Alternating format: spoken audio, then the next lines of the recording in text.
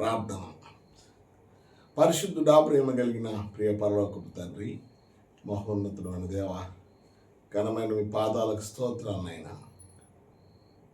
ఈ ఉదయ కాలంలో మీ కృప పొంది నా దేశం కొరకు మేము ప్రార్థన చేయట్లో విశ్రమింపక ప్రపంచమంతా క్షేమం కొరకును, మా దేశ భవిష్యత్తు కొరకును, నిరుపేదల నిరుద్యోగుల కొరకును, అతుల కొరకును, సాక్షుల కొరకును, సేవకుల కొరకును, సేవకురాల కొరకును, ప్రజలందరి కొరకును నిత్యం ప్రార్థించట్లో మీరు నన్ను అభిషేకించిన మీ కృపంతటి బట్టి మీకు స్తోత్రాలనైనా. ఎత్తిపట్టి మీ రక్షణ భాగ్యాన్ని ఎల్లవేళలా నా ప్రభువా నలుమూలల స్వార్థను ప్రకటించటం, శక్తి కొలది పంచిట్లు మీ జీతం దయచేసి మేము పొందుమని యేసు నామములో ప్రార్థిస్తున్నాము తండ్రి, ఆమేన్. ప్రైజ్ ద లార్డ్, హల్లెలూయా. ప్రభునందు ప్రియమైన దేవుని బిడ్డలారా, ఈరోజు నేను బైబిల్ చదువుతున్నప్పుడు ఇర్మియా గ్రంథము 8వ అధ్యాయము 18వ వచనంలో నాకు ఒక చక్కని మాట కనబడింది. దానిలో నేను చదువుతున్నప్పుడు ఆ వాక్యం నాతో మాట్లాడుతున్నది. ఏమనంటే, నా గుండె నా లోపల సొమ్మసిల్లుచున్నది, నేను దేని చేత దుఃఖోపశాంతి నొందుదును. నా గుండె నా లోపల సొమ్మసిల్లుచున్నది. అలసిపోయినటువంటి గుండె, సొమ్మసిల్లుచున్నటువంటి సమయం. ఎప్పుడు సొమ్మసిల్లుతుంది గుండె అంటే, బాగా కష్టం చేసినప్పుడు, శరీరం అంతా తృష్ణ కోరినప్పుడు, శరీరానికి నీరు లేనప్పుడు, శరీరానికి అవసరమైనటువంటి బలము లేనప్పుడు నా గుండె నా లోపల సొమ్మసిల్లుచున్నది. దేని చేత నేను దుఃఖోపశాంతిని నొందుతాను? దేని చేత ఉపశాంతిని నొందును? దుఃఖంకు నివారణ లేదు. నీకు రక్షణ దయచేవాడు, నీకు సకల సౌభాగ్యాలు ఇచ్చినవాడు, నిన్ను చూస్తున్నవాడు, నీతో మాట్లాడే దేవుడు, రక్షకుడైన ప్రభు అయిన యేసు నీకేమిస్తాడు? నీ గుండె నీ లోపల సొమ్మసిల్లినప్పుడు ఆయన అంటున్నటువంటి మాట, ఇర్మియా ప్రవచించినటువంటి మాట, యెహోవా సియోనులో లేకపోయినా. యెహోవా సియోనులో అంటే, సియోన్ అనగా సమాధానం.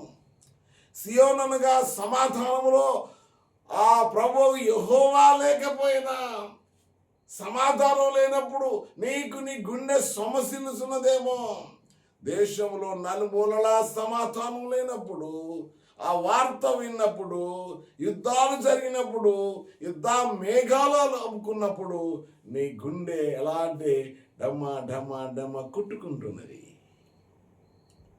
దాన్ని ఆపేవారు ఎవరున్నారు? దాన్ని ఆపటకు ఎవరు సాధ్యమవుతుంది అంటే, యుద్ధం ఆగిపోయిందా? భూకంపం ఆగిపోయిందా? ప్రభు రాకడొస్తుందా? ప్రభు కృప నిన్ను నన్ను విడిచి ఎక్కడికి పోదు. ఎందుకంటే నా గుండె దేవునితో పనిచేయాలి. ప్రభువా, నా హృదయంలో నీవు ఉన్నావు గనక.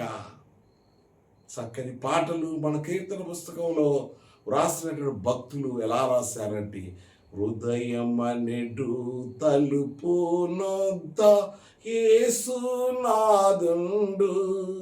నిలచి సదయుడగుచు తట్టుచుండి సకలాయుధములను. ఎలాగట?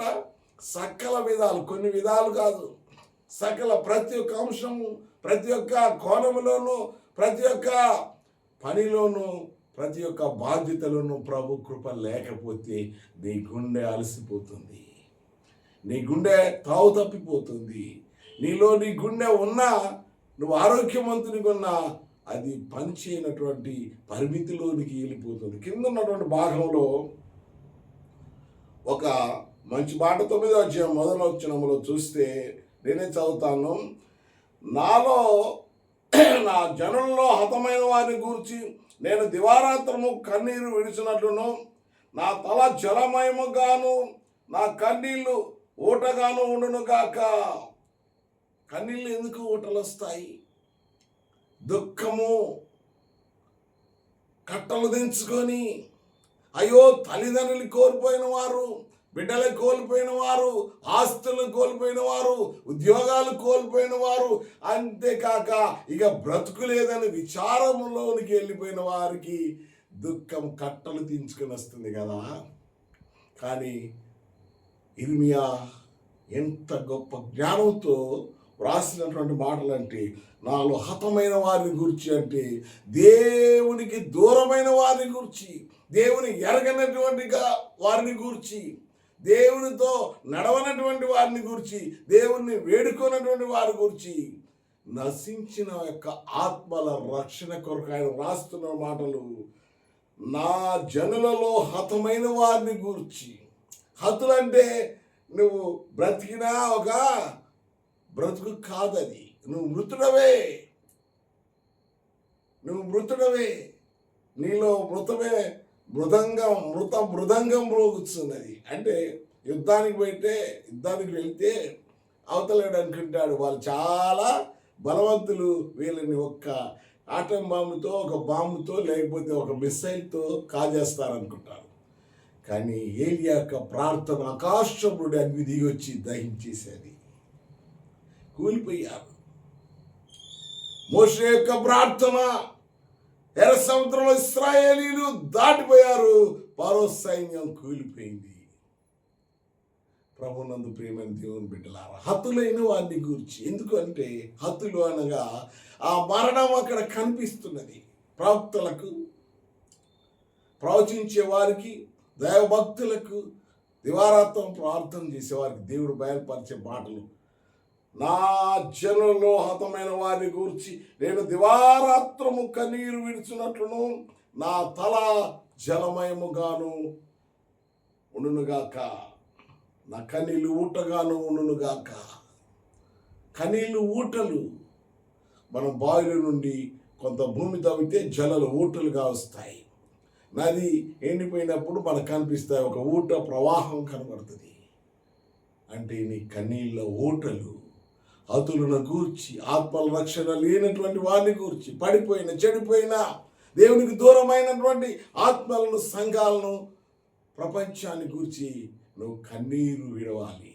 ప్రియ సహోదరి, సహోదరుడా, ఆయన కృప కొరకు ఎదురు చూసి ఆత్మల భారం కలిగి ప్రభు చిత్తము, ప్రభు యొక్క సన్నిధి, ప్రభు యొక్క ఆజ్ఞలు నువ్వు ఎదుకువారువై దేవునిలోను, దేవునితో, నా ప్రభువా నాలో అతులైపోతున్నారు, వారిని గురించి నా గుండె నా లోపల సొమ్మసిల్లుచున్నదయ్యా, నా గుండె నా లోపల సొమ్మసిల్లుచున్నదయ్యా. దేని చేత, ఎవరిని గూర్చి, దేని చేత నేను దుఃఖ ఉపశాంతి నొందాలి అంటే ఆత్మలు కూలిపోతున్నాయి, ఆత్మీయంగా పడిపోతున్నారు, ఆత్మల రక్షణ లేదు, యుద్ధ మేఘాలు కమ్ముకుంటున్నాయి, అపవాది రంకెలు వేస్తున్నాడు. అపవాది వాడు అరలోకి, వాడి ఎరలోకి మార్గంగా ఎదుగుచూ పడిపోతున్నారు. ఈనాడు చూస్తే ఏ ప్రభుత్వం వచ్చినా దోమ మద్యం కోట్ల కొలది పట్టుబడి అవుతూనే ఉన్నది. కానీ వారు ప్రవాహం వలె జనులకు కావో పీవో మజాకరో అని ఈనాడు యవన దశలో ఉన్నటువంటి వారు, వృద్ధులు, వృద్ధాప్యంలో ఉన్నవారు, ఇంకా చెప్పుకోవడానికి పోతే కొన్ని విషయాలలో మనం చూస్తున్న పట్టుబడుతున్నారు పబ్బుల్లో, క్లబ్బుల్లో. ఎవరంటే మన స్త్రీలు కూడా. దైవమా, నా ఇష్టుడా, నా కన్న తండ్రి, మా దేశాన్ని క్షమించండి, ప్రపంచాన్ని కాపాడండి. ఎవరు హత్యాకోరులో, అఘాయిత్యాలు చేసేవారో, ఎవరైతే రేపిస్టులు, కోపిస్టులు ఉన్నారో వారందరినీ దేవుని మార్గంలో నడిపించమని వేడుకొంచున్నాం. నడిపించాలి నాయన, నడిపించాలయ్యా ప్రభువా. మా పిల్లలు, మా దేశ నివాసులు, యవన బిడ్డలు, వారి జీవితం పడిపోకుండా, చెడిపోకుండా విజయవంతులై గొప్పవారై మీ ఆశీస్సులతో మీ కృపనిధికే వారై గొప్పవారు కావాలి ప్రభువా. నా గుండె నా లోపల సొమ్మశీలించున్నది.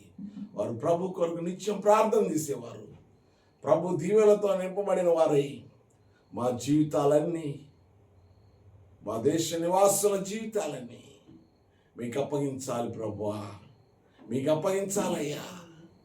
దిగులు చెందక, భయం చెందక, మేము కన్నామని అతిశయించక మీకు అప్పగించినామని సంతోషంతో నూరేళ్ల పంటగా వేల జీవితాలను మరలా మీరు ఆశీర్వదించి మా గుండెలు మరలా సవడించుటకును, మా కన్నీళ్ళ ఊటలాగిపోవటకును, సకల సంతోషము దిగ్జయంగా కలుగుటకును మెండైన ఆశీర్వాదాలను దయచేయమని ప్రభువును వేడుకుందాం.